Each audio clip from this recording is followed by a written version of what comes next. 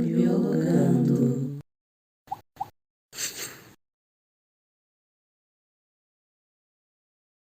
Oi pessoal, tudo bom? Estamos aqui numa conversa informal, professor Paulo, professor Wellington do canal Biologando, né?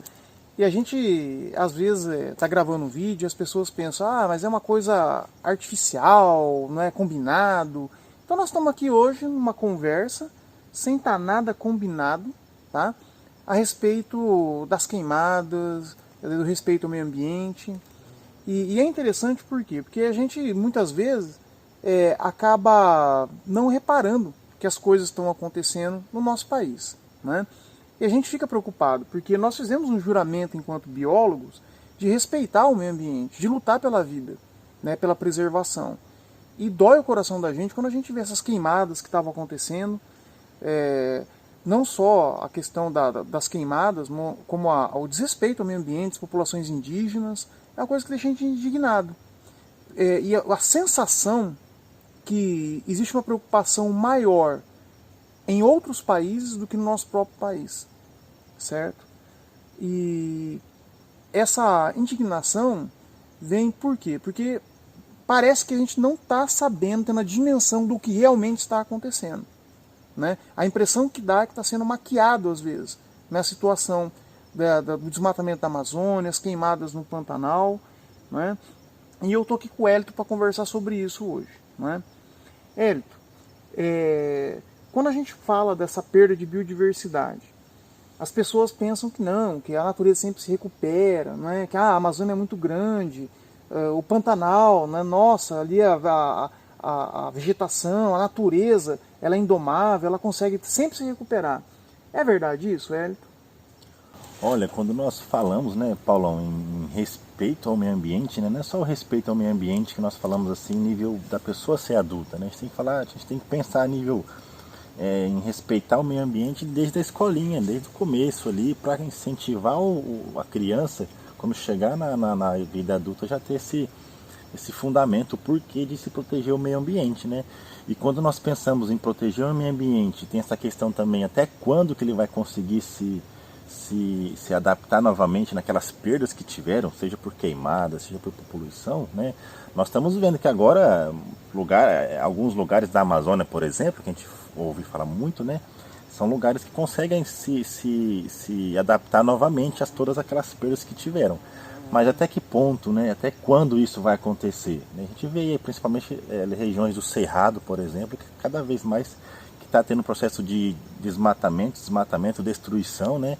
E essas regiões do Cerrado não está voltando novamente o que era antes, né? Está formando aí desertos que nós não tínhamos aqui no nosso país, né?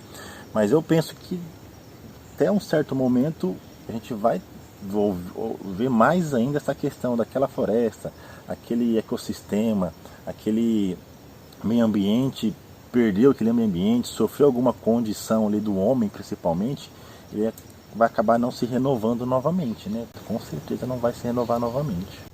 E eu fico pensando também, Hélio, que que acontece muitas vezes?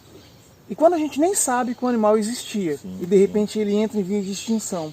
Não só os animais, né, Paulão? Às vezes a gente estuda aí diversos grupos de plantas, a gente vê aí muitos medicamentos que são de origem Exatamente. vegetal. Então imagina inúmeras plantas que foram dizimadas, destruídas, que ninguém conheceu, que talvez a cura ali de um câncer, a cura de alguma doença ali degenerativa do sistema nervoso, talvez estava ali naquela planta, naquele fruto, naquela raiz, naquele princípio ativo, né? E engraçado, ele comentando também a Amazônia. A Amazônia, antigamente, aquilo era um cerrado. Foi a formação da Cordilheira dos Andes que propiciou a formação de um grande lago, porque os rios daquela época desaguavam no Oceano Pacífico, certo? E com o surgimento lá da Cordilheira dos Andes, até toda essa água achar um novo curso para o Oceano Atlântico, formou um grande lago. E aí, como Heródoto dizia lá do Nilo, né, que o Egito é uma dádiva do Nilo, né, a Amazônia é uma dádiva da Cordilheira dos Andes. Porque quando o rio encontrou um novo curso, toda aquela água que ficou represada, ela foi escoando, formou muita matéria orgânica, que foi o ponto de partida da floresta. Então a floresta hoje amazônica, ela depende intimamente da quantidade de água. Quando romper o equilíbrio e a floresta não conseguir segurar mais a umidade suficiente, imagina ciclos biogeoquímicos, porque o solo é muito pobre lá. Então a decomposição de folhas, galhos, ela é muito rápida, essa ciclagem. E precisa das bactérias, precisa da umidade. Então quando romper esse equilíbrio, nós podemos perder realmente essa floresta. Eu acredito que, às vezes, pelo tamanho, né, pela imponência, você acha que é um ecossistema eterno e pode não ser. Né? Então os estudos estão cada vez mais avançados, mostrando da fragilidade da floresta e da fragilidade também dos povos que precisam viver dessas florestas, como os povos indígenas. E outra coisa também, né? A gente pensa ali a nível do pessoal daquela região, mas até nós que estamos no sul aqui podemos sofrer com essas perdas também. Porque muito das chuvas que nós temos aqui vem do processo de toda aquela evaporação que tem naquele ambiente da Amazônia, que é muito grande, né, que é muito intensa, e essa evaporação forma aqueles rios voadores, né, que acabam batendo naquelas cordilheiras e vindo aqui para o nosso sul também. Então, caso tenha esse processo de desmatamento naquela região, também vamos sofrer com essas condições também, com essas perdas também. E eu percebo isso, Hélio, agora que você tocou nesse ponto aí, que principalmente as pessoas não têm essa consciência que a Amazônia ela regula o clima do Brasil inteiro, não só do Brasil, como dos países. Né? É considerado o radiador do mundo, né? O pessoal brinca assim, mas tem um fundo de verdade. E o que eu não consigo entender é a questão da ganância. Isso eu fico transtornado, porque as pessoas estão invadindo, estão queimando, estão desmatando a Amazônia para expandir as fronteiras agrícolas. Mas como que você vai plantar ou vai criar animais quando não tiver mais água? Né? Então, às vezes eu fico pensando que você coloca a vida de milhões e milhões de pessoas em risco para o lucro de poucas pessoas.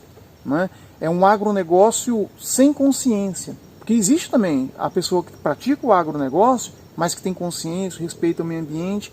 Mas o que a gente está percebendo hoje em dia não, é o completo desrespeito, é o capitalismo selvagem. Né? E a gente tem que ter esse carinho para com o meio ambiente. Né? Outros temas também, foi bacana. Aí no nosso canal. É o nosso primeiro vídeo, assim, uma conversa informal, viu, gente? Se inscreva no canal, deixa um like e acompanhe aí, compartilhe com seus colegas. Um abraço. Até mais, pessoal. Até mais.